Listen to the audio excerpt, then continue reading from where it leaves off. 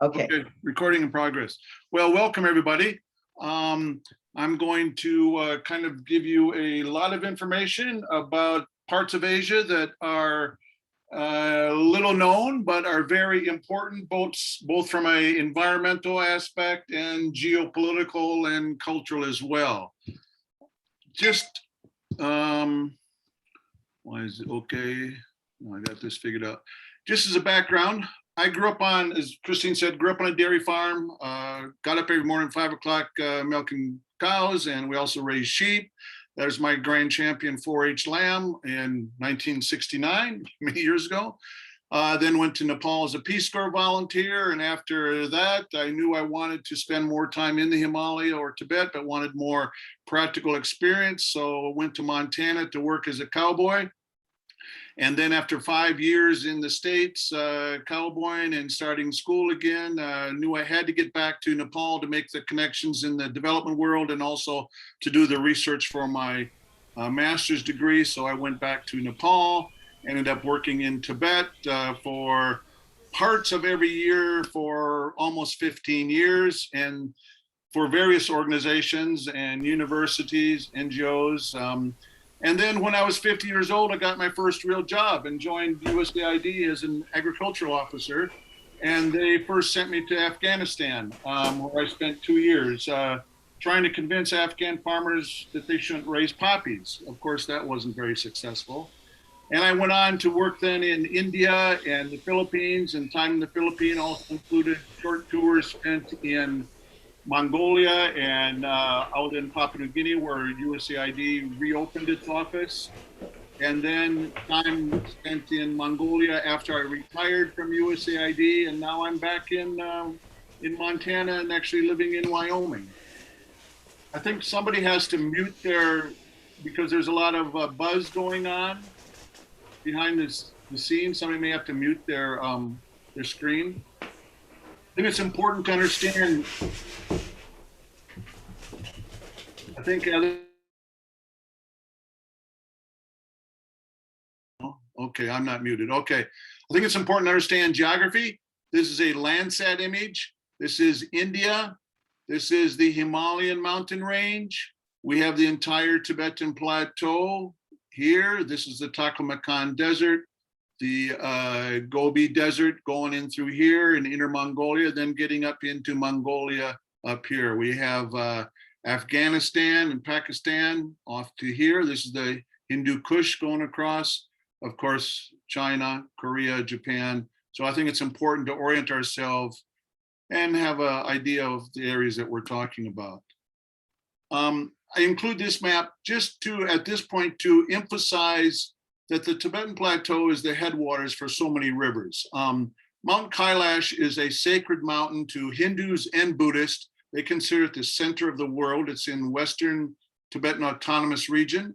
You have the Indus River coming off of it and flowing then down through Pakistan. You have the, well, through India and then through Pakistan. You have the Sutlej River also going across India into Pakistan. You have the Ganges, you have the Karnali, and you have the Brahmaputra River, or called, known in Tibetan as the Yarlung Tsumbo, flowing across to the east and then coming down eastern India into the Bay of Bengal.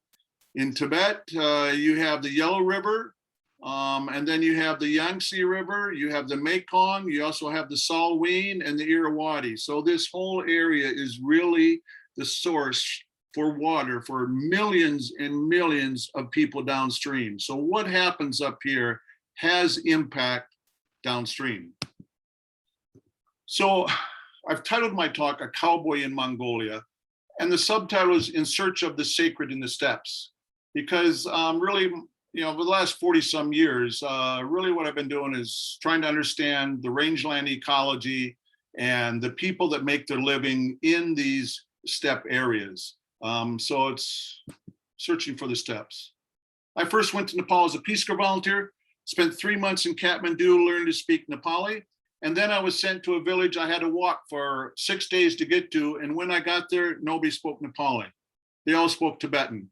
And they were Tibetan speaking yak herders that moved with their animals, transhumance, to higher pastures in the summer and lower pastures in the winter.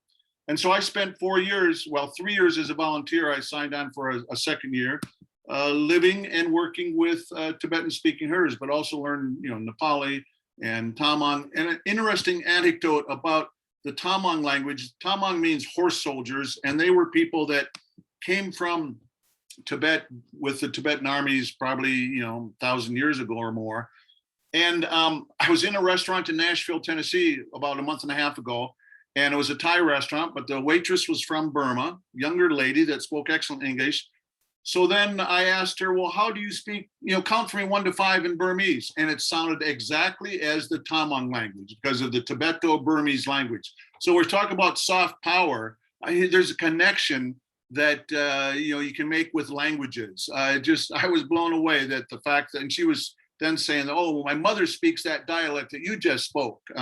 It's interesting the connections you can make with languages. This was the view out my front door for almost 3 years as a volunteer. Again, surrounded by 20,000-foot mountains and the grasslands. Became very interested in yaks and learning to herd yaks and what it took to be a yak herder.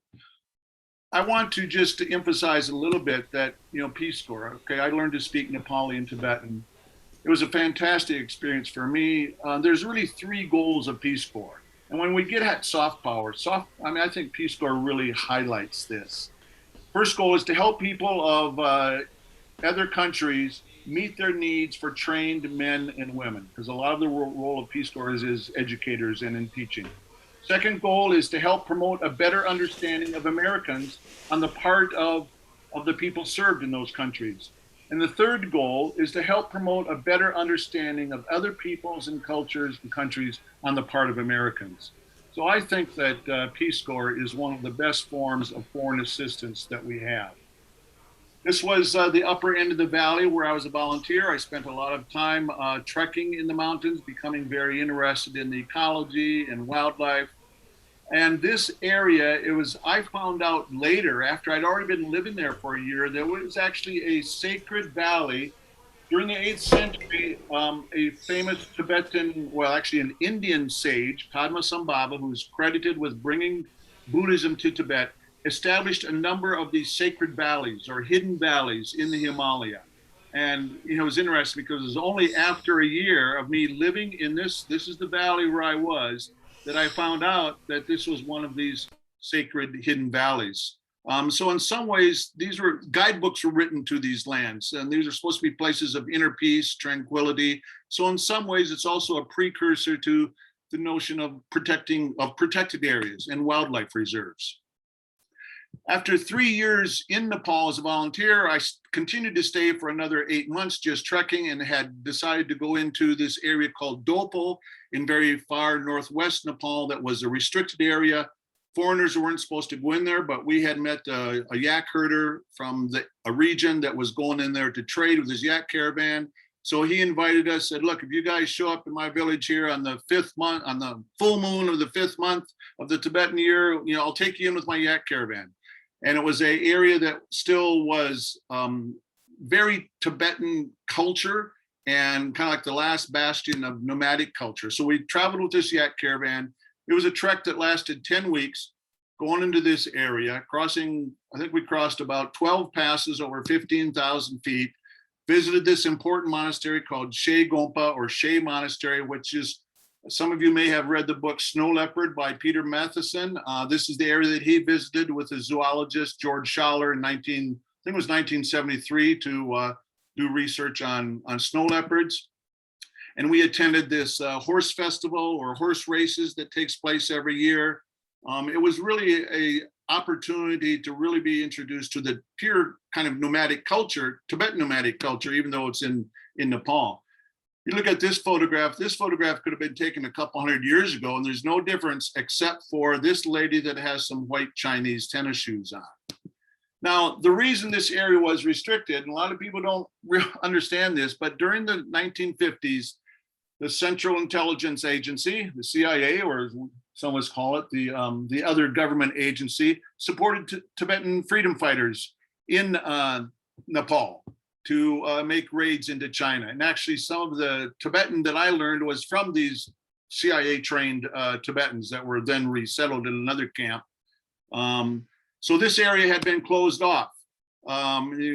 Foreigners weren't supposed to go there. Well, the one day that we ran into a military patrol, and I'm not sure if they were looking for us or if they were just on an annual patrol, we happened to be on horseback and they were on foot. So we made our getaway like Butch Cassidy and Sundance Kid running out of town. This was a poster that I created. It wasn't a Peace Corps recruiting poster, but basically it says Peace Corps, your chance to go native. So I kind of went native, as you can see in this photo here. This was after 9 weeks on that trek in 1978. So what was I going to do after 4 years in Nepal? I went back to Cowboy. It was what I could relate to. And also my purpose was to try to get more practical knowledge, understand rangeland ecology better, with the eventual aim to try to work more with herders in the Himalaya, in the Tibetan Plateau, and in Central Asia. I also learned to pack mules in the mountains, and actually last summer I took a refresher course. You know, I figure even when I'm 69 years old, knowing how to pack mules may come in handy these days. The ranches that I worked on, or one of the ranches that I worked on in Montana, still pulled out a horse-drawn chuck wagon. We would go out on roundup for 6 weeks, camped out in these tents, and up every morning before sunrise and gathering anywhere from 150 to 250 cows with calves that had to be branded, castrated, vaccinated. And then in the summers, I spent on a cow camp where I had 5 horses, a little one-room cabin, no running water. Well, I had running water. I had to run out to the well with a bucket and back with it. And 1,500 head of cows spread over 50,000 acres that were my responsibility. But this was a chance to really learn the vegetation and the grasses, looking after cows, and the practical knowledge that served me very well later in my career working with nomads. Someone is requesting remote control of my screen. Not sure why. I had, back in 78, 79, I had personalized license plates that said Tibet. So I was into Tibet long before Richard Gere and other people, before Tibet became famous, you might say.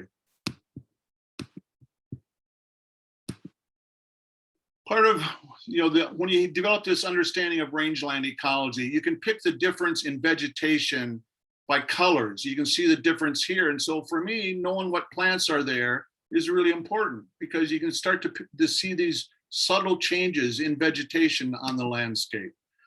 But I needed to get back to Nepal, so I went to Nepal to lead treks, leading people up to Everest Base Camp. And as we see here, this is a photo from the actually a NASA image of the Everest region. This is Everest right there.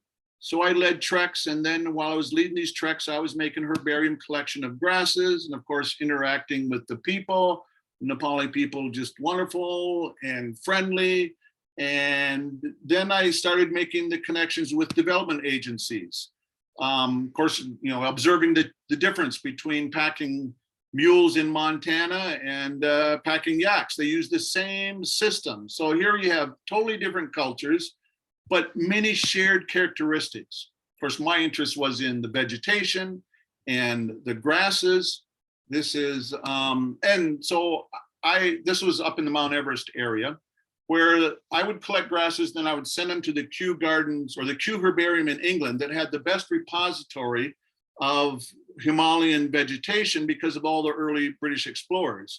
And in this area, I collected a grass that they then determined later was a new species. So they named it after me, Stipa milleri. It's an important grass in the Eastern Himalaya, Southern Tibet. It only grows about 10 inches tall, but found at the high elevations. I then was fortunate to meet people and started working in Bhutan for the Asian Development Bank. This was in 1985, and for the next 7 years, I spent part of every year working in Bhutan on rangeland, livestock development, and forestry projects. Again, spending lots of time with the yak herders. In the high elevation pastures, you see here, these are the tents made out of yak hair.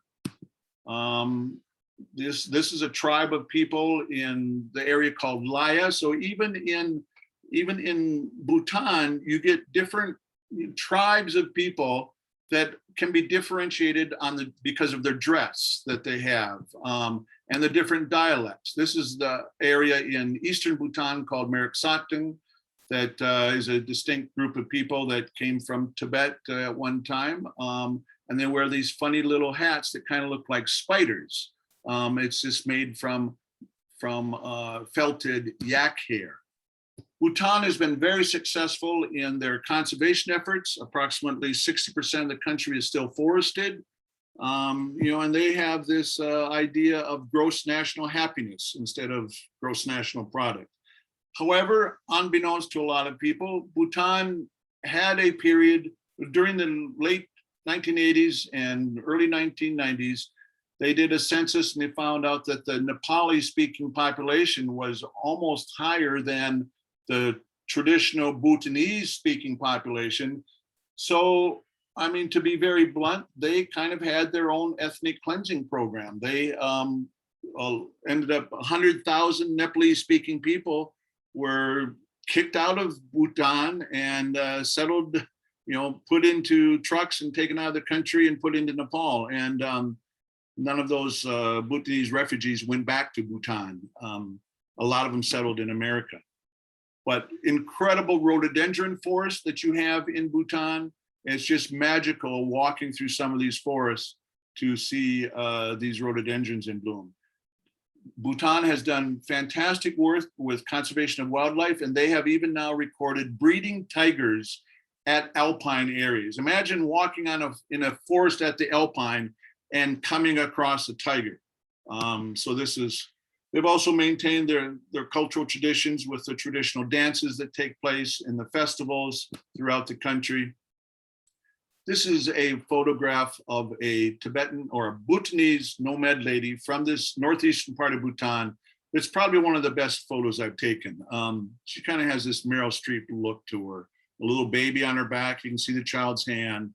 But again, because I was living with these people, speaking their language, and I think I was able to get these candid shots. But this is, again, when we talk about soft power, I think Christine mentioned, shaping the preference. Soft power is really about shaping the preferences of others through, appeal and attraction. And this is where cultural programs, exchange programs can play a very important role in soft power. But I continued to cowboy in the summers, went back to Montana. In the summers, fall, winter, and spring, I'd spend in Nepal and Bhutan. And then this was the last year I was on this roundup. We go out on a roundup with 12 cowboys. That was 86. But these skills that I acquired then, served me well working with nomads in Tibet and Mongolia. And I still keep in touch with these cowboys that I worked with years ago. And again, it's trying to understand the grasslands and what's taking place there. This is actually out on the Crow Indian Reservation, where the ranch I worked for leased property. You see, this is the sagebrush. This was a year, actually it was 2019, where just because of the moisture, the yellow sweet clover was in bloom all across the grasslands. And it was just a fantastic view. This picture doesn't do the beauty of those rangelands justice. So then I started working in Tibet. First went to Tibet in 1988 to do research on wild yaks. I was trying to shoot a wild yak with a dart gun to tranquilize it and track their movements via satellite. Because University of Montana had created a sister agreement with a Chinese Academy of Science Institute out on the Tibetan Plateau, actually in Qinghai province.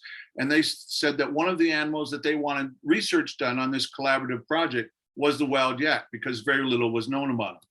So again, these collaborative research efforts between US universities and Chinese or Mongolian or Nepalese organizations can do a lot to, it's a huge part of soft power in my view.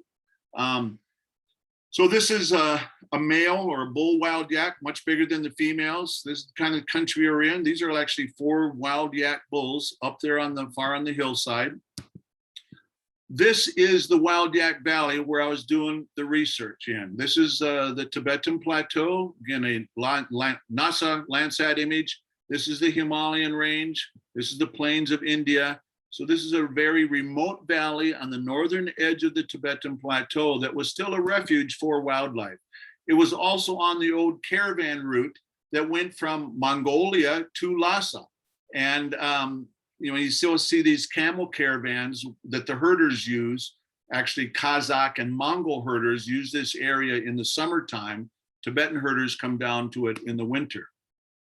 So we would go in and set up camps. This is one of our camps as at sunlight, and then we would ride horses up into the mountains. I brought my cowboy saddles with me. Again, having cowboyed before, I knew I didn't want to ride the Tibetan saddles or the Mongol saddles, so I brought my own old cowboy saddles with me. So we would ride up into the mountains and do surveys on wildlife. And I was trying to get close enough to a wild yak. Unfortunately, was not able to get close enough, because the wild yaks are all up here next to the glaciers. The valley floor is at 14,000 feet. This is about 15 or 16,000 feet. So you can see it's very rugged country.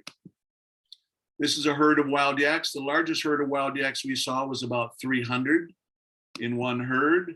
The yak bulls, as they get into separate bachelor herds. The large herds are the mothers or the cows with their babies. You see this trail going across here. Well, I'd come across these deep trails in other parts of the valley, and I was thinking, what is this? This is interesting, because it was like 1.5 feet or 2 feet deep into the ground. I thought, well, is that from the camel caravans going through? Or, what made this trail? I couldn't quite figure it out. Well, then one day I see this herd of wild yaks coming down along this trail. They're moving from one valley to another, either coming down out of the high pastures. You can see some fresh snow. It was later in the summer, so they're moving down. So it was Yak Highway 101. So when Christine asked me to make a slide, the title I initially came up with was Hunting the Wild Yak and Chasing Wild Ass, Sport and Adventure in the Steppes of Asia. And here's a picture of me crossing Wild Ass Pass. Well, that's what I called it, because we had jumped about 70 or 80 of these Tibetan wild ass in this valley. And as they're running over this pass, then we were following them. And so I called it Crossing Wild Ass Pass. But Christine quickly told me, Dan, no, you got to be a little more politically correct. You can't talk about chasing wild ass. I'm not sure why, because this is what I was talking about. These are the wild, maybe I should say wild donkeys, but the Tibetan wild ass. You also have the wild ass in Mongolia. The Tibetan wild ass is a little larger and a little darker colored, but beautiful animals to see them running across the steppes of Tibet or Mongolia. In this valley where I was working, you still had all of the wildlife species there. This is the Tibetan gazelle. You also had the Tibetan blue sheep, which is the primary prey for snow leopards. And this is the Argali sheep, large, similar to the bighorn sheep in America. It's the skull of a dead one. I mean, we didn't hunt them. This was a skull that we found. You also have the Tibetan antelope, which produces the finest cashmere in the world, and it was made into shawls. The wool made into shawls in Kashmir, and was called shatouche, the finest shawls in the world. They would call them ring shawls because the shawl could pass through a ring. It was so fine. Now, these animals were heavily hunted and persecuted. A lot of the hunting done by Chinese armies or Chinese military in the 60s and 70s. And then because of the protection efforts that the Chinese government and American NGOs, wildlife conservation organizations been involved in, the numbers, poaching has been controlled and it's coming back. But you also find the other animals. This is a pika, a little animal actually closely related to the rabbit family. This is the Tibetan woolly hare. Of course, you got little lizards, all types of wildlife out in this area. And part of the work that I was doing was also doing vegetation transects, trying to understand the vegetation that is in this area. And of course, with a focus on grasses, because most of the land is called, or most of the vegetation is grasses in this area, and that's what the animals are eating. This was riding back to our camp on horseback, and I'll relate a little anecdote. So I'd gone up with actually it was a Kazakh guide that I was working with. We rented horses from him because he had lived in this area. And we'd gone up the valley about 3 or 4 hours on horse ride, and then another couple hours up in the side valley to look for wildlife. And then as we were coming back, it started to snow and sleet. And we had about a 4-hour ride into the wind to get back to our camp. And our camp was just, by that time, it was going to be a wet canvas tent with a dried yak dung fire. It took all the romance out of doing research on wild yaks really quick. And you really had to be cowboy tough to tough it out. I then started working back in Nepal again with doing some livestock development work, and was hired as a local called a personal services contractor by USAID, which also allowed me to visit many of these areas in Nepal that I hadn't been able to get to before. This is the area of Mustang in north central Nepal. It was part of the Tibetan polity at one time. This is an astronaut photograph, not a Landsat image, but an actual astronaut photograph looking south across the Himalayas. So this is Tibet here in front. This is, those of you who've been in Nepal, this is the Annapurna range. This is the Dhaulagiri range. And this is this Mustang area, or the Kali Gandaki. You see the river cuts through the Himalaya. So it was formed before. Now this was the area where the CIA was running these operations for many years in the late 60s and 70s. And this area just opened up for tourism in 1992. So again, the way to get through this, I thought, is on horseback. Why walk when you can ride, especially at 12,000, 15,000 feet? This is the walled capital of Mustang, or this kingdom. It was a kingdom called Lo. So this is the capital city, Lo Mantang. I also spent time down in the Terai of Nepal, and I want to emphasize a little bit that USAID played a key role in some of the early efforts with buffer zone development and new models for conservation development, which before was like, just close it up, protect it, don't let the people in. Well, they realized that the people needed to be involved. And Nepal has really played a key role in the world in terms of biodiversity conservation and the models that they set up for involving the local people to get some benefits from it as well. And also some of the international national parks that were, that would cross India, Nepal, and Tibet working together. So, there are options to attain safe power by working through wildlife biologists and national park people that are concerned about the land. It doesn't just have to be politicians and diplomats talking. I also ended up working in Tibet for 2 seasons with Dr. George Schaller, at that time of the National, with the Wildlife Conservation Society. He had studied the snow leopards in Nepal in the 73, 74, and then had studied pandas. And, one of the top zoologists in the world has probably done more to save world wildlife than anybody else. But he's a zoologist. He knew that I had been working in Tibet in the Himalaya and was a rangeland ecologist. He admitted, Dan, I know nothing about rangelands or plants, so why don't you come and do some work with me? So we were following the migration of these Tibetan antelope that migrate 300 to 400 kilometers from winter areas to their spring calving region. This is part of the Tibetan plateau. Some people think it's just a high plateau, but you get these high valleys at 14, 15,000 feet, and then, topped with over snow peaks and a big basin. So just huge, big, wide open country.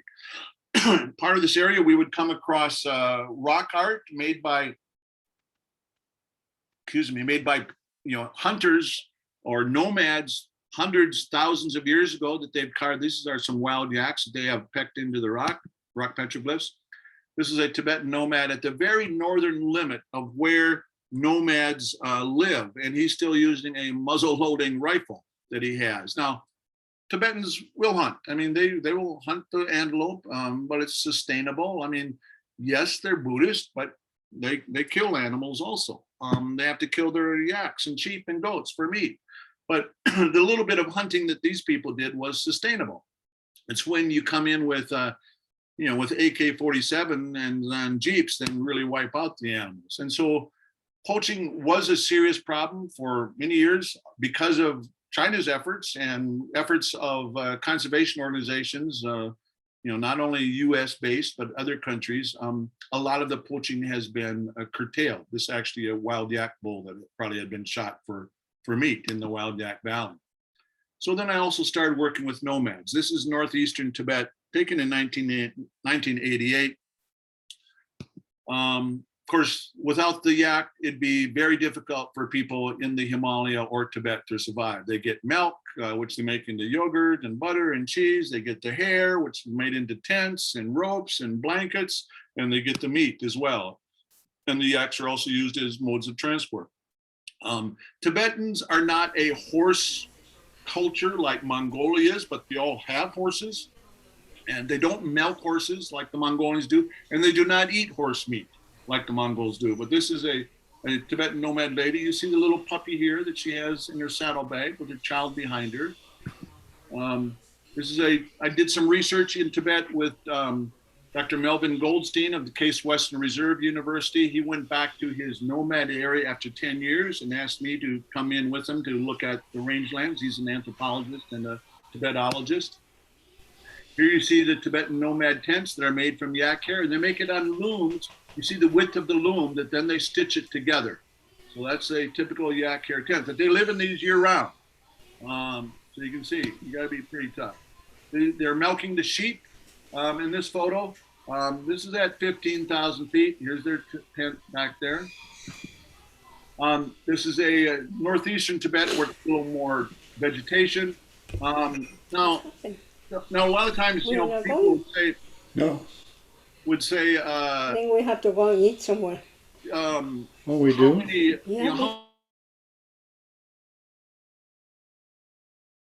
I was muted. It's not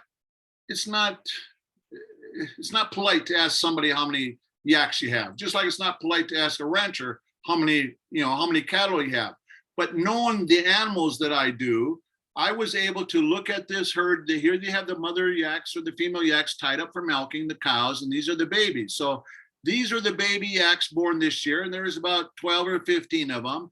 And these are the baby yaks that are actually a year old that were born last year, but they're still milking the female because these will have a calf every 2 years. And so I can look at that and I can say, well, they have about 25 or 30 milking females. That's their productive unit.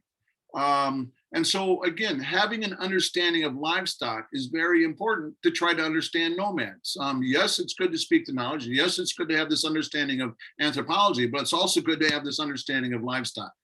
So this was when I became interested in Tibetan carpets in the 70s when I was a Peace Corps volunteer and sleeping on them, and ended up publishing a book about carpets and Tibetan textiles that I'll share the link with you all a little bit later. I also collected, I probably have the world's best collection of Tibetan slingshots, as you see here, kind of the David and Goliath, where they use a sling to sling a rope or to sling a stone to herd the animals. And this is a Tibetan saddle carpet, more of these slingshots on the door going into my office. This photograph really represents to me kind of the idea when we think about Tibetan nomads crossing the steppes of Tibet. However, tragically, because of Chinese policy, almost all nomads are now settled. Very few of them are as nomadic as they were before. A lot of this was because of concerns over the degradation of the environment, partly, I think, caused by climate change. The area is drying up, but a lot of scientists felt it was because of overgrazing. So this is, again, why I emphasize the Tibetan Plateau as the source of water, as you see here. This is a poem written, I think, from the 9th century, where it's talking about Tibet, saying Tibet's the heart of the world. And I'll just read it. It says, "This core of the earth, this heart of the world, fenced round by snow, the headland of all rivers, where the mountains are high and the land is pure, a country so good, where men are born as sages and heroes and act according to good laws, a land of horses ever so speedy."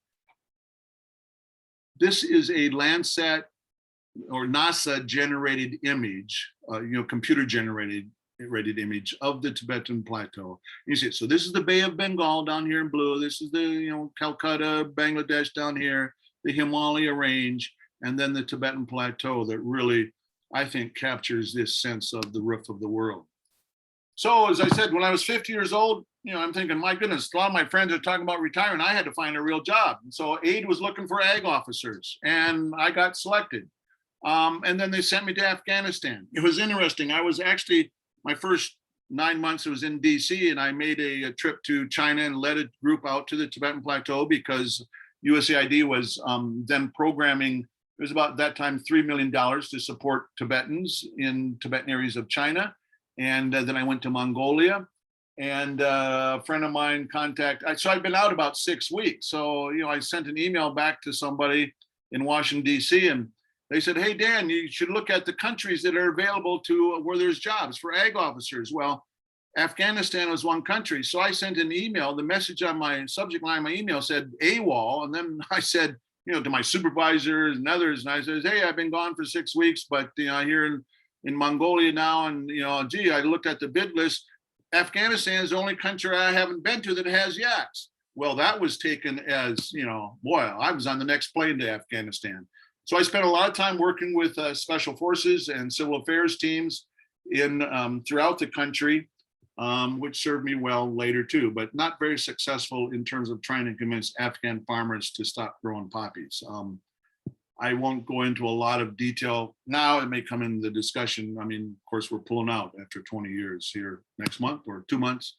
After 2 years in Afghanistan, I went to India, which for me was great because I had lived in Nepal as a Peace Corps volunteer.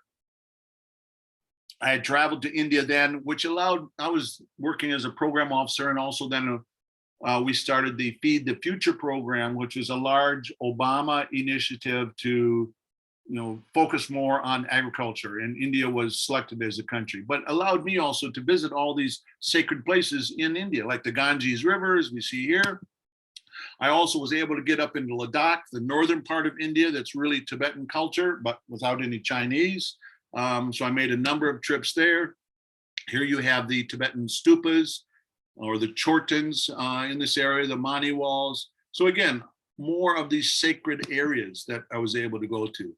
I had published a book, I think it was 2008 or 2009, on my black and white photos of Tibetan nomads. I call it Drokpa. Drokpa means high pasture people. And then I forget which year, maybe it was after I published my book, and the political officer came to see me and he said, hey, Dan, gee, the Dalai Lama is going to come to meet the ambassador because he needs a new American visa. And, so we've asked him to come to the ambassador's residence. What do you think we should give him? And I said, well, first you should give him the white katas, the white prayer scarves, as every one of you should get the blessing. But yeah, you should give him a copy of my book too. Of course, they didn't invite me because later the political officer said, Dan, if we would have invited you, you just would have been talking in Tibetan with the Dalai Lama and you would have upstaged the ambassador. But anyway, I got a picture they gave me a picture of the Dalai Lama holding my book, and he was quite pleased. I then went to the Philippines. Philippines is a fantastic country. I mean, so much variety. And most of them love Americans. We'd go visit these schools, and all the school children would be out waving American flags and Philippine flags. I mean, fantastic being in the Philippines. We have a long history. The U.S. has a long history in the Philippines. It goes back to the Spanish-American War. These are photos that I got off the internet of some of the military involvement we had, especially down in the southern island of Mindanao, which is here, which is still a large problem. When I was there, there was a large Joint Special Operations Task Force operating in the southern island of Mindanao because of the Muslim dominated population and the problem with insurgents there as well, and now ISIS. And so I spent a lot of time with the military there as well. But interesting factoid, from September 1st, 1900 to the 30th of June, 1901, so that's what, about 9 months, almost 4,000 horses and almost 3,500 mules were shipped on boats to the Philippines to be used by our military forces in the Philippines. I became very interested in the history in the Philippines, came across these photos. I like this one because here is Filipino guerrillas, American flag on this old, I'm not sure what kind of car that was, maybe it was a Japanese car, meeting the first tanks as they're coming into Manila in 1945, I guess. course, MacArthur came ashore, and I visited this area, Red Beach, where he came ashore down in Leyte. And this was Hat from the Joint Special Operation Task Force that I worked a lot with down in Mindanao. This is a map to understand the significance of the Pacific. Now, I was asked by my mission director to go out to Papua New Guinea, Port Moresby, because USAID was reopening its office. So I became very interested in World War II history in that area.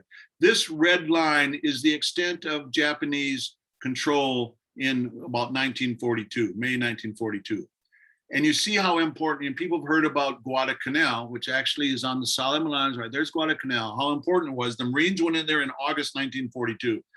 If the Japanese would have controlled Guadalcanal, we probably would have lost the supply routes to Australia and to New Zealand. So that battle for Guadalcanal was critical. And that's why it was such a difficult battle for the Marines who were there, and then the Army that then came later. Anyway, being in Port Moresby, this was the view from my balcony. I got to travel, throughout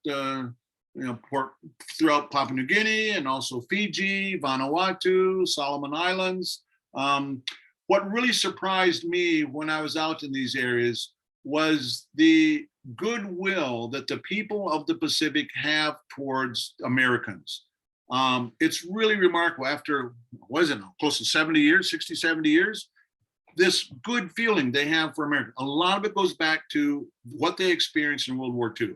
And one thing that people have told me, they saw the way that American troops treated Black soldiers.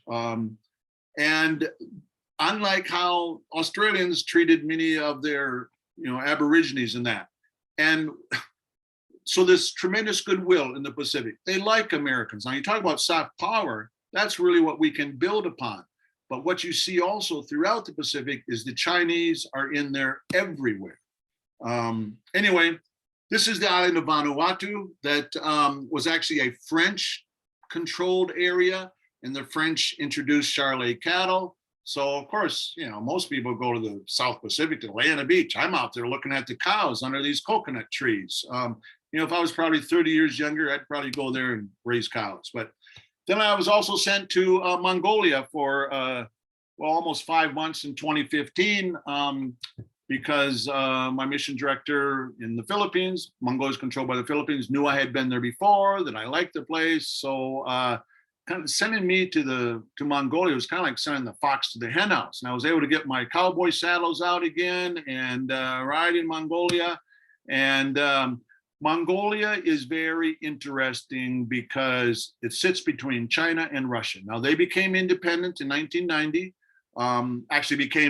They got rid of socialism in 1990 when Russia fell, but they became independent in 1921 with the help of the Russians to get out the Chinese. To this day, the Mongolians still treat and think of the Russians as their big brother for the assistance that they gave them.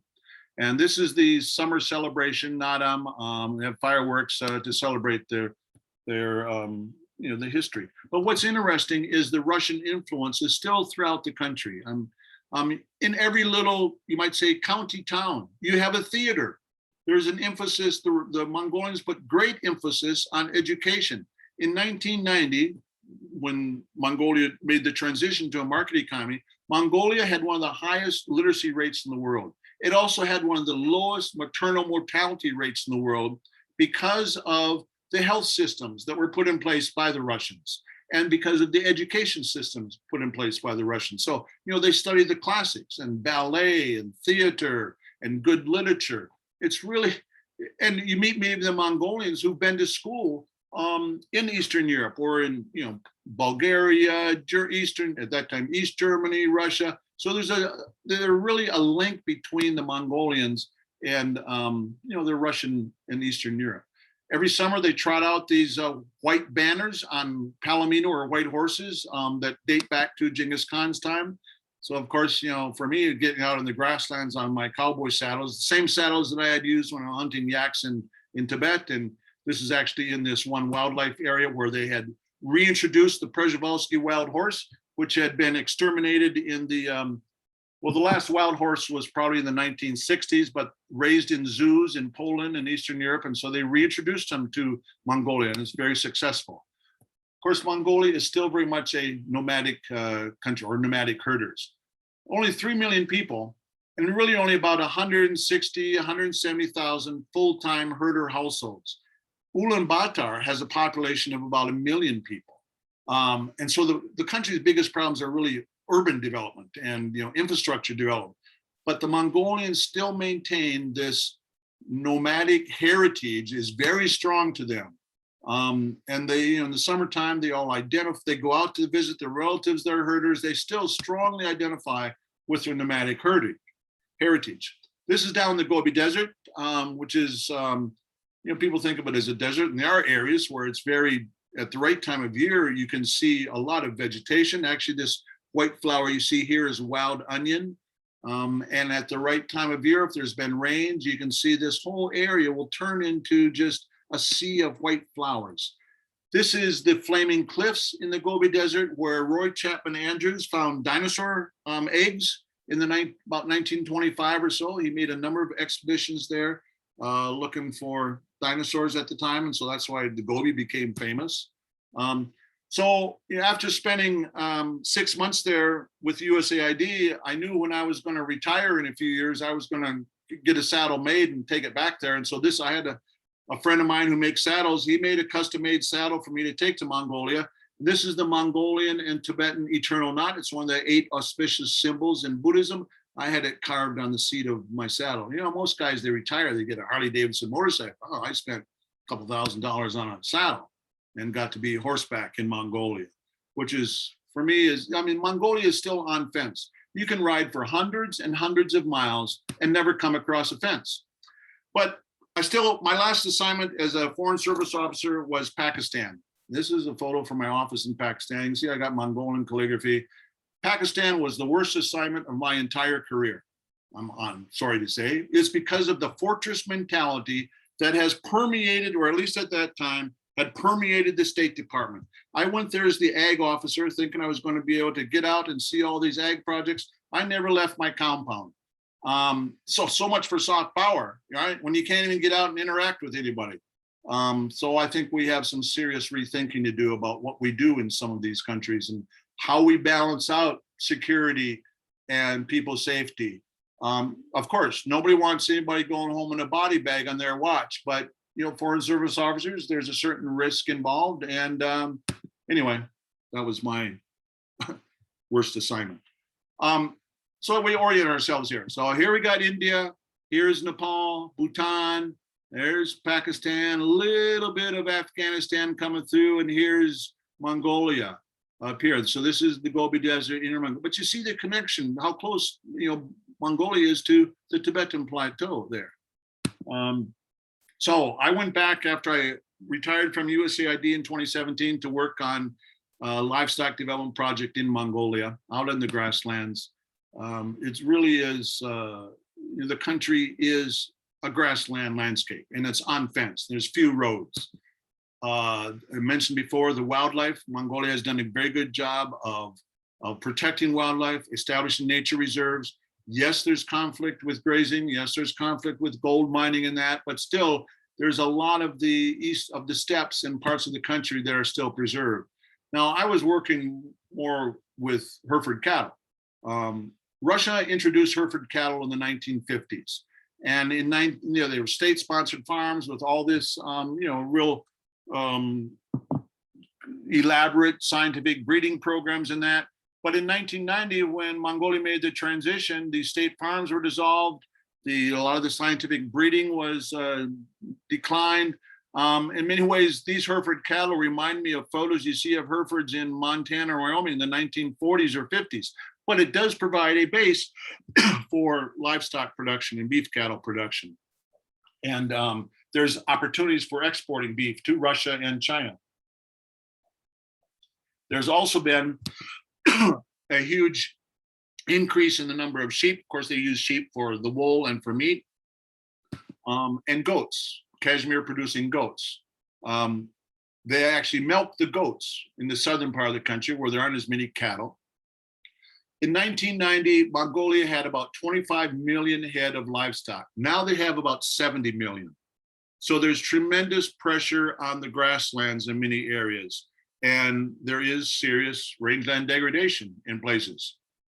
But many of the rangelands are very resilient and they can, respond. As I had mentioned earlier, Mongolians milk the horses, they eat the horse meat. Everybody rides horses. Now they milk the horses and they make the fermented mare's milk, or the Russian word is kumis. And during the summertime, they drink a lot of it. They all told it's not very high in alcohol content, but the Mongolians told me that, it's very healthy for you. So whenever I came across it, I drank a lot of it. And people ask me, well, what does it taste like? And it's kind of like, take buttermilk, add some Sprite and a little bit of champagne, give it a little bubbly. That's kind of what fermented mare's milk tastes like. This is a classic photo of a fence line contrast. This area on the left has been heavily grazed. This area on the right has actually been protected from heavy grazing. Actually, it's because they're going to use it for cutting hay. But you see the difference between very heavily grazed and ungrazed. And this is, again, where we talk about soft power.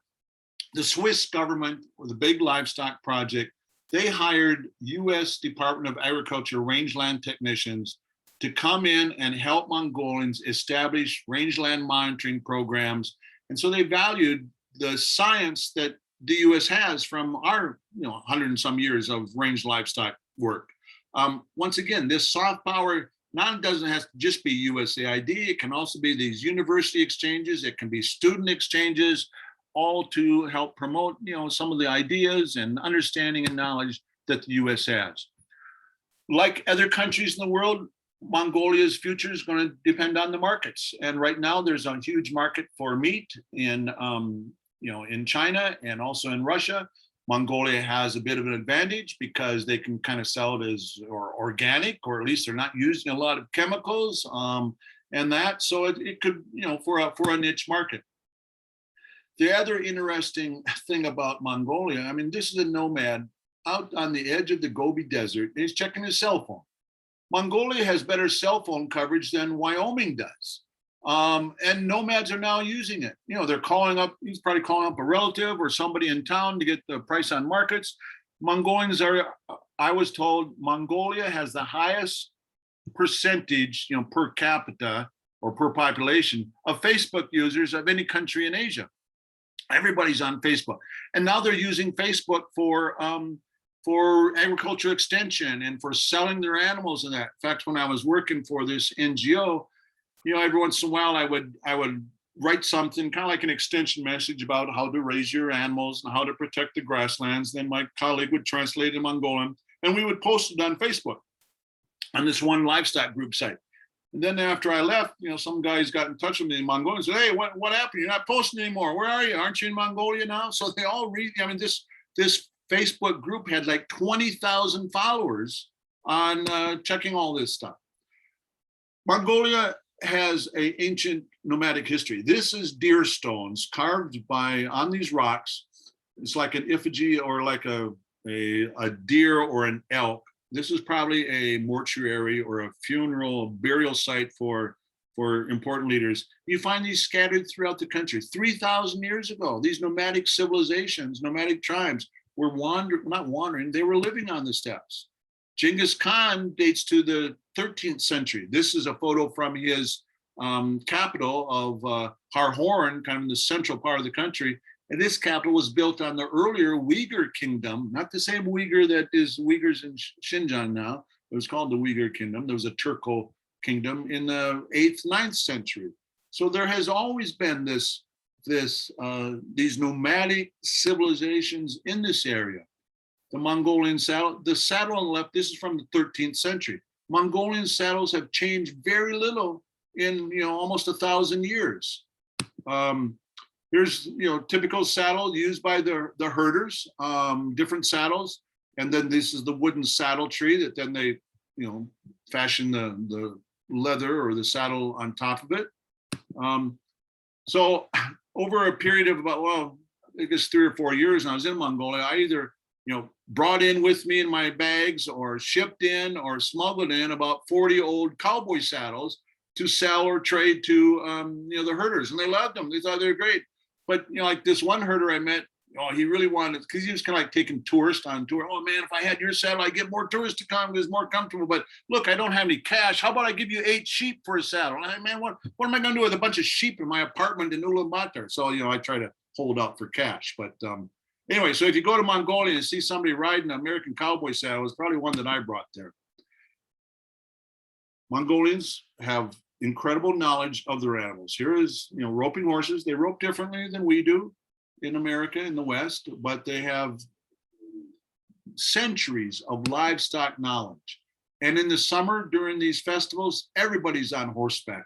Moms, kids, women, little children. Here's this man, holding his little baby in the front. They're all for the horse races that take place. And these horses will race anywhere, depending on the age, 10 to 20 kilometers across the steppes. And they have to start at the finish line, and they walk and trot out to the starting line, and then they turn around and they run at a full gallop. These little kids, most of them riding bareback all the way. Every little town has a statue for their famous horse. There's a champion racehorse. These are the blue prayer scars that they put up. This is the famous wrestler from this area. He was called the Camel because he could pick up like a 400-pound camel, baby camel. But they really venerate the horse. Again, going back to Genghis Khan's time and even earlier, these horse-born cultures. This is a wooden carving of the 8 horses of happiness that, I saw in a government building. It was so beautiful. I just took a photo of it. And this is then, something I got later, but this I think signifies, and I'll just read from it. These 8 horses are depicted in paintings or sculptures. The horses in these 8 are all in leisurely free state, which implies leisurely free time is the happiest time for people. All these 8 horses are in different postures, each representing a form of happiness. The horse staring at the horizon embodies the joy of longing for a loved one in humans. The 2 horses grooming each other embody the joy of being with someone. In other words, being, a couple. The horse galloping embodies the joy of being young, strong, and healthy. The horse drinking water embodies the joy of quenching one's thirst. The horse laying down symbolizes the joy of being alive and living. The horse rolling on its back embodies the joy of touching and feeling. The horse dozing represents the joy of peacefulness. And the horse neighing, with its sound, embodies the joy of enjoying good things in life. That's pretty interesting how Mongolians view horses. All the herders keep a band of horses with a stallion. And when the stallion dies, they will take its skull and put on this little rock cairn, or in Mongolian it's called an ovo, a sacred site, because of the connection they feel with the horses. There's many sacred areas in Mongolia throughout the Himalaya, but this is down in the desert, a place called Hamredhit, which is supposed to be a very strong spiritual center, energy center. Throughout the country, you have these ovos, which is this pile of rocks. This happens to be on the road heading west out of Ulaanbaatar. Usually there's a pole with these blue prayer scars, blue hatas. And when you come to it, you circumambulate it 3 times, giving thanks for a good journey so far and kind of offering up prayers or offerings for the journey ahead. So this kind of gives a sense of sacred to the landscape. But I think, when we think about Mongolia and Tibet, what do these places have to offer us? Well, I think one of the things that I think is this sense of sacred that the people still do have for the land and for the mountain spirits and the water spirits. The fact that, Mongolia had the first national park established, I think it was like in the 1700s. And even in Genghis Khan's time in the 1300s, there was decrees written about, when the animals could be hunted and not. So there's a lot that we can take from these nomadic cultures about living on the land still. Of course, the future depends on the children. And Mongolia places a lot of emphasis on education. This is actually a photo of, a little city girl I was spending some time with this nomad family, and their relatives from the city came out to visit. And I think it kind of, she's got her sandals on, her dress, her sunglasses. Well, that kind of embodies the future of Mongolia right there. So now I'm in Wyoming. I've made my home in Wyoming. I'm home on the range now.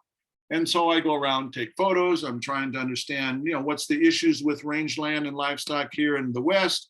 Most people plant flowers around their house. Well, I got grasses planted on my sidewalk. I'm a rangeland ecologist. So I'm, trying to look at the grasses.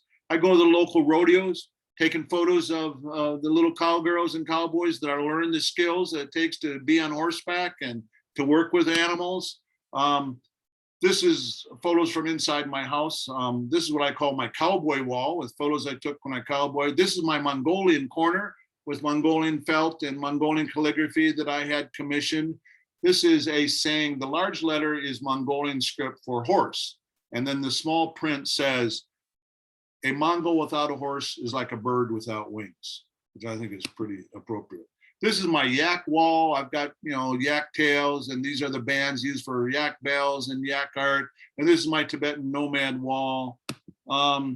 These were shower curtains, or actually curtains that I had made from photos of Tibetan felt rugs and, Mongolian saddle. And these pads are made on camels. So my place is kind of like a museum. So what I'm trying to capture is this, the life of cowboys and nomads, worlds apart, different languages, different cultures, but there's so much similarity. And this is what I'm trying to put together a exhibition. I'll call it Cowboys Nomads, to bring, to show people how connected these cultures are. This is a photo that I think kind of captures this aspect of cowboys nomads. I was going to the Yak Festival. This was the 2019 in this one county in Mongolia, and I had my saddles with me, and we were actually going out to look at one of these deer stones. I saw 3 or 4 Mongolian herders coming. So I stopped the car and they came and started talking to them. And they said they were going to the Yak Festival. And I said, well, I am too, but I'm going up to this deer stone first. And I asked them, hey, you guys ever seen a cowboy saddle? They said, no, man, no. I said, well, here, you like to see one? Oh, yeah. So I pulled the saddles out of the back of the car, or back of the van, and we sat there for 45 minutes just looking at saddles and talking about saddles. And so here's my old cowboy saddle. And here's his saddle here, and he's looking right at the camera. So I think that this is talking about bridging cultures. This is really where soft power comes in. The world needs more cowboys. That's what I say. So this is my website on maptia.com/Daniel Miller. It's like for photo essays. So I've got 14 stories here. I've got Home on the Range. I've got, which is photos from Mongolia and Wyoming, Cowboys and Nomads, something about the steppes, Mongolia, more on Mongolia, Hereford cattle in Mongolia. And then I have another website with my bookstore, books I've self-published, www.blurb.com/user/wildyakman, which is my email address also. So I've published, I think at last count, about 30 books. Most of them all photo books, from big coffee table ones to these little smaller ones that are black and white.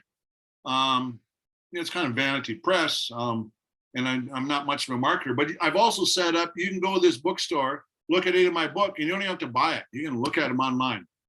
So that's my email address, wildyakman@gmail.com. Now it's pronounced Wildyak-man, because I did research on wild yaks. Many people look at that, they go, oh, Wild Yak Man. No, Wild Yak Man. And I think that's the end of my presentation.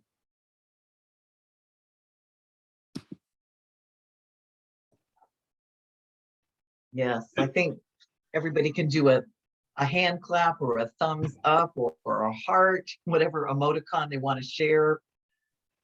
I mean, it was amazing, so much information, and I know there are probably a million more stories behind everything that you talked about.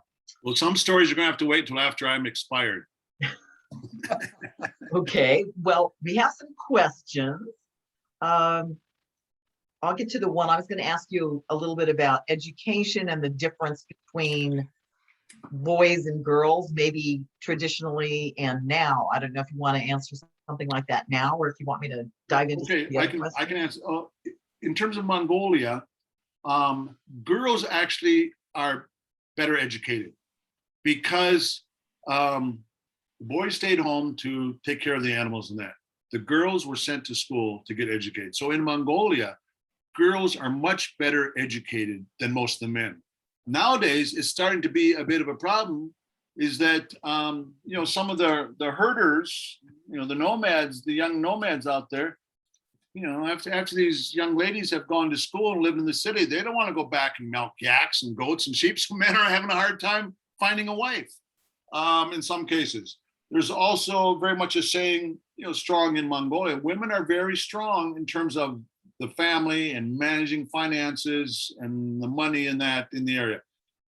So the women in Mongolia, I'm not going to say they're liberated, but the women in Mongolia are very strong and play a very important role in culture and society also.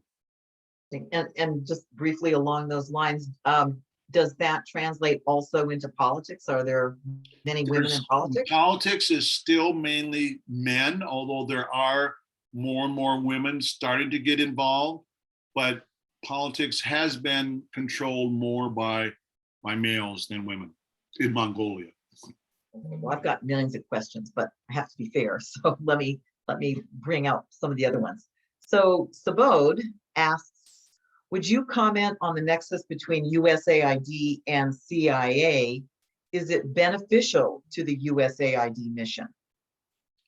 Well, during the Vietnam War, there was a lot of USAID officers that were working for the other government agency. I think these days it is very much separated. Yes, I mean, most embassies have a CIA presence, but I think they've learned their lesson. They need to separate it now. So there isn't much. I wasn't aware that anybody in aid was working for the other government agency.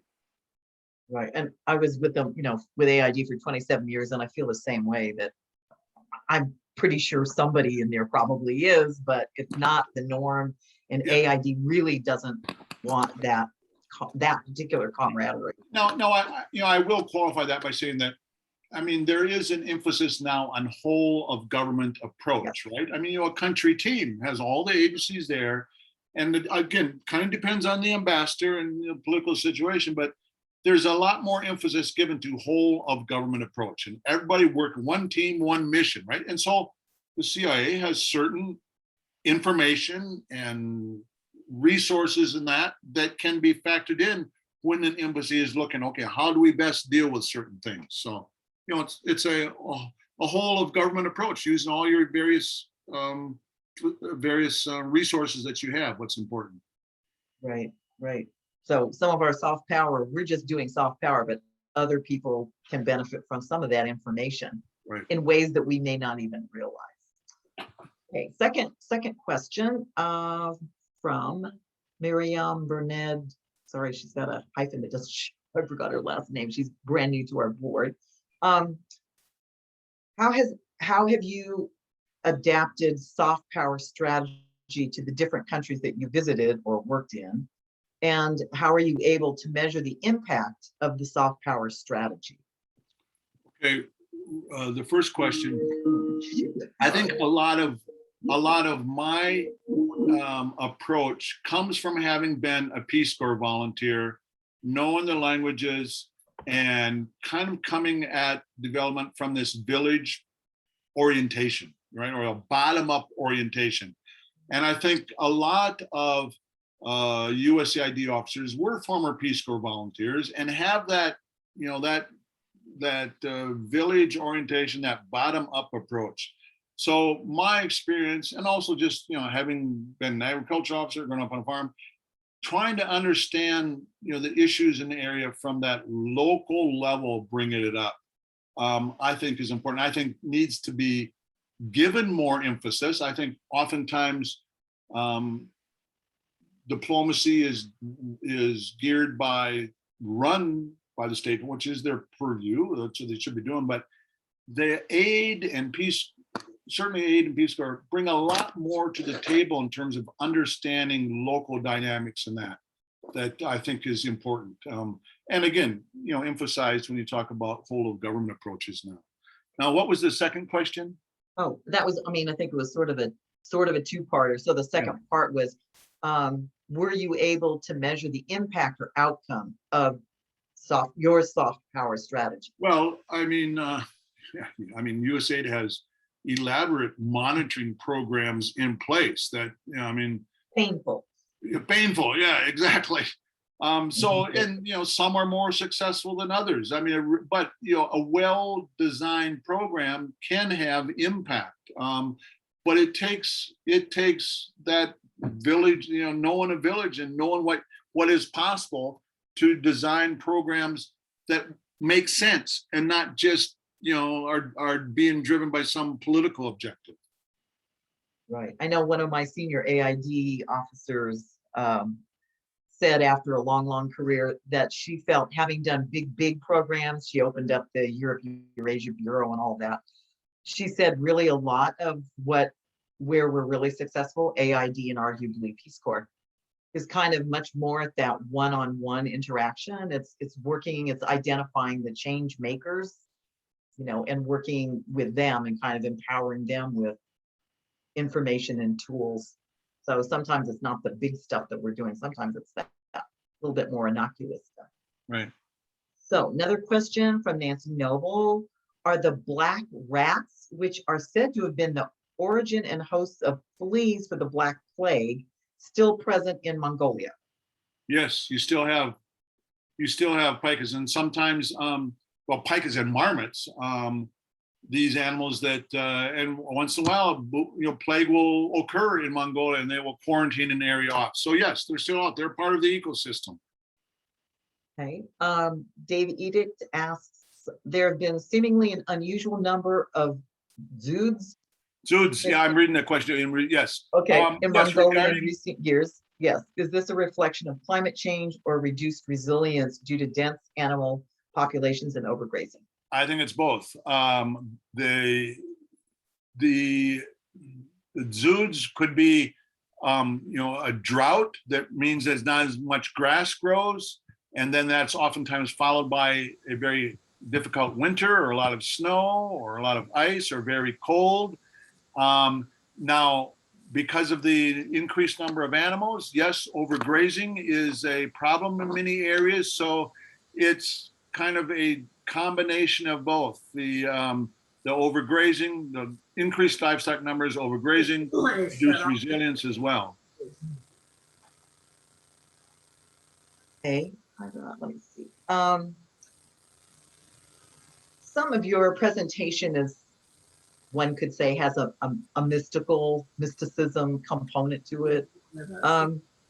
What would you say is the universality that you've learned working in such an intimate way with the people of that entire region?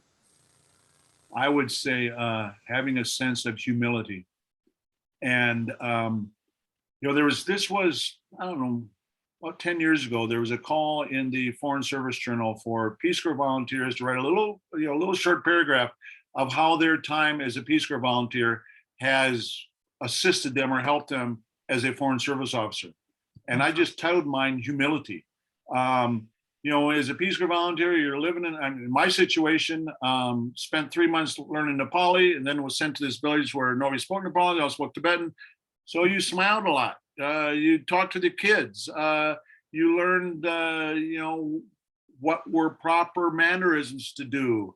And so having that sense of humility, and then combine that with this sense of the sacred that the people have in in Nepal, Tibet, there's certain sacred mountains, there's certain sacred rivers in that. There is a belief in other, shamanistic powers or whatever, that there is a sense of sacred out there. So having that sense of humility and, this understanding, but also, you see it here in North America as well, too, with, some of the North American Indian traditions and that, just a respect for, elders also, and a respect for the land. Lulu Sue asks, I learned when I was in Mongolia that herders have learned that growing goats for cashmere is much more profitable. Hence, goats are overgrazing as they are not necessarily native to the steppes, but are causing soil erosion. Do you agree? And what's your opinion? Yes, the population of goats has increased a lot, as well as sheep, as well as horses. But you can't blame the goats. You have to blame the people that are herding them, or you have to blame the government policies. Don't blame the poor goat. It's just try and do what it can, right? So people have a tendency to blame the goat. Yes, there is interest in raising more goats because more money to be made. So it's kind of a vicious circle. But don't blame the animals. You got to blame the people that are managing them. So a question that certainly a fellow AID field person myself is interested in particular because I started my AID career in Pakistan and was there for 5 years. I got to see everything and cover all of that country and was doing counter narcotics in addition to other things. Sadly, as you pointed out, for you, it was the worst, the worst tour because you were in lockdown. What would you do if you could go there now as an AID officer, so as an employee of the U.S. government? What would you realistically? What do you think that you could do? Well, I haven't been there since 2017, so I may be a bit misspoken here, but I think that you need to have a serious discussion with the regional security officer. For those of you who don't know, every embassy has a security office, a regional security officer, who's the only person that can tell the ambassador where he can go and where he can't go based on security situations. But I think it's just a matter of sitting down and saying, look, it's important that we get out and that we put an American face on it also. Yes, there's danger and stuff, but you can fall in your bathtub too, so it's just a matter of being, and yes, I think, and it's going to be up to, that security officer to gauge, like I had one guy tell me, he says, Dan, I got no problem with you, right? But if I let you go, I'm going to have to let every Tom, Dick, and Harry go. So it's just easy just to shut it all down. So how do you get people to, but I think it's important that we get out, put an American face on it. And the other thing that you have to go to the host country's offices and drink tea with the people also.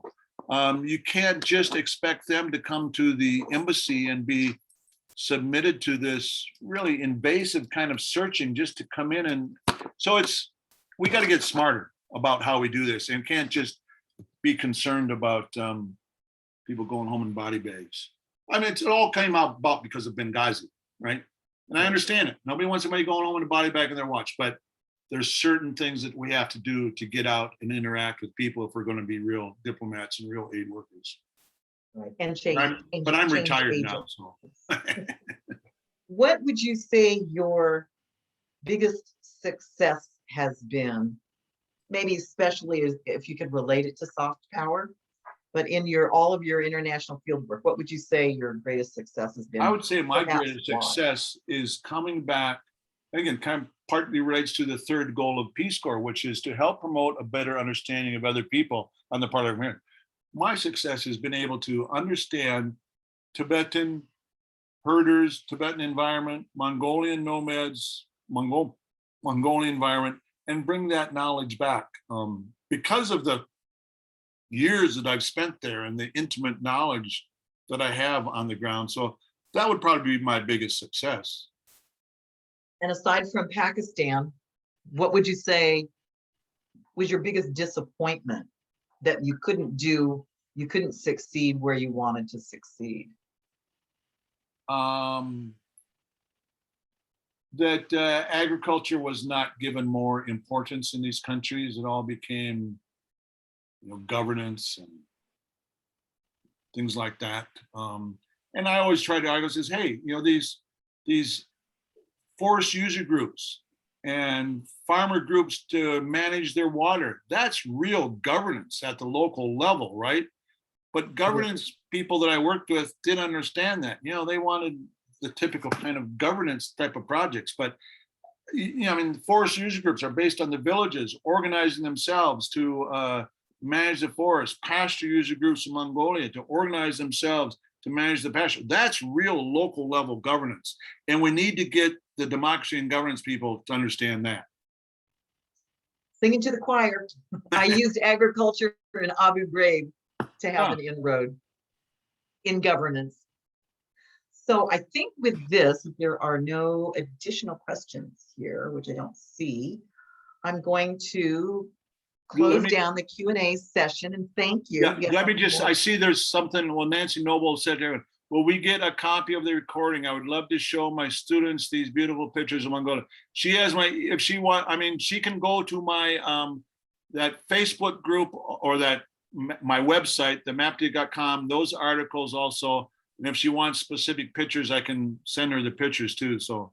Okay, that's great. And Nancy we Noble. will also post within one day. I think we'll get the post up on our website also. Right.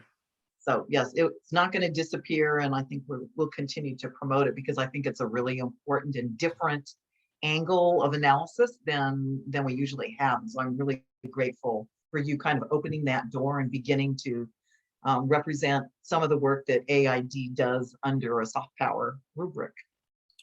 Well, So thank you, a Christine. giant thank you for that. And then I'm just going to do a couple of closing comments to the whole board and members. So first of all, just thank you to everybody. Thank you to our speaker, Daniel Miller, of course. Thank you to all of our members and the guests who joined us today. Join us again.